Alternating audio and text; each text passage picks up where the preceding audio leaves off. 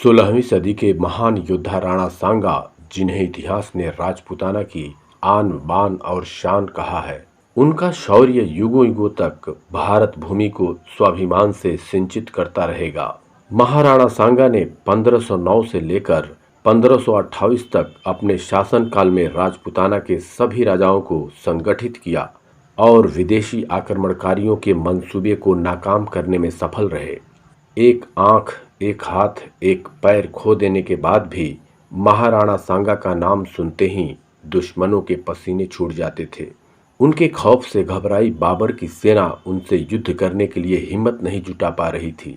तब बाबर ने अपनी सेना को संबोधित करते हुए कहा था कि हर एक आदमी याद रखे कि जो कोई भी इस संसार में आता है उसका विनाश होता है, सिर्फ परमेश्वर ही है जिसका विनाश नहीं होता।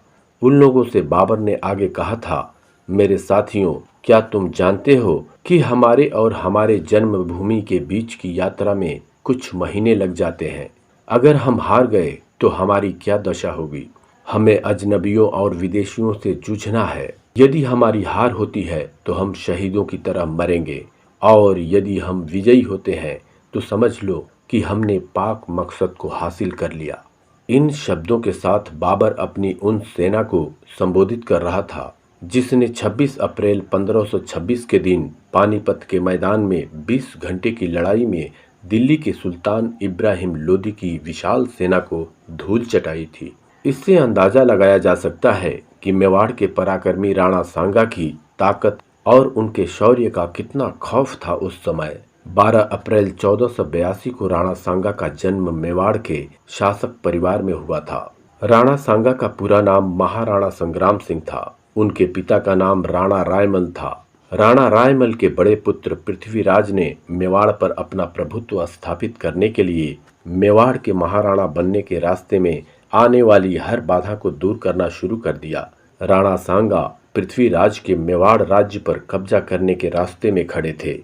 सांगा के दोनों भाई पृथ्वीराज और जयमल ने तलवार का वार राणा सांगा पर कर दिया।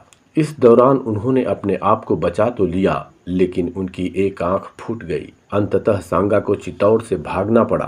पृथ्वीराज और रायमल के निधन के बाद 5 मई 1508 को सांगा मेवाड़ के महाराणा हुए। उसके एक दशक बाद ही दिल्ली के गद्दी पर सुल्तान इब्राहिम लोदी बैठा।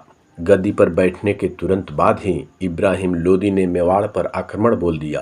30,000 घोड़े और 300 हाथी लेकर यह सेना मेवाड़ के सीमा पर पहुंच गई। राणा सांगा ने खतौली में इस सेना को हरा दिया।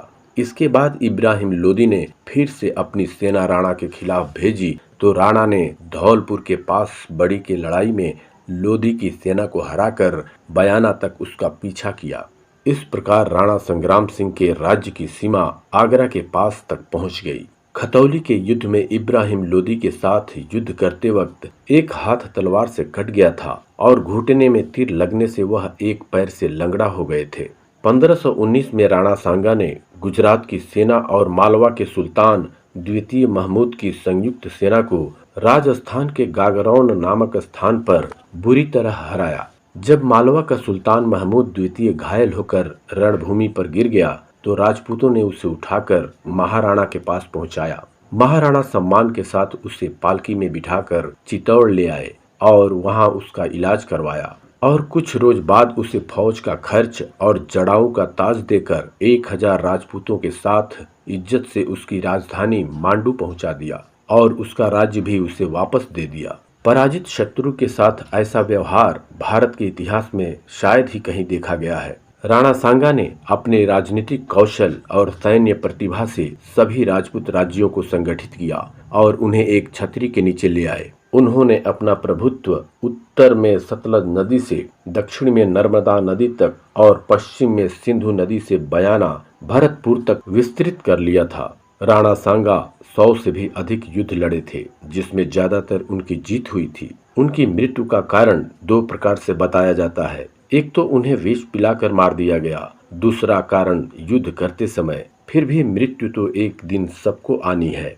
प्रिय मित्रों, उम्मीद करता हूँ कि महाराणा सांगा की यह वीर गाथा अच्छी लगी होगी। ऐसी ही रोमांचक जानकारियों के लिए चैनल को सब्सक्राइब तथा लाइक अवश्य करें। धन्यवाद।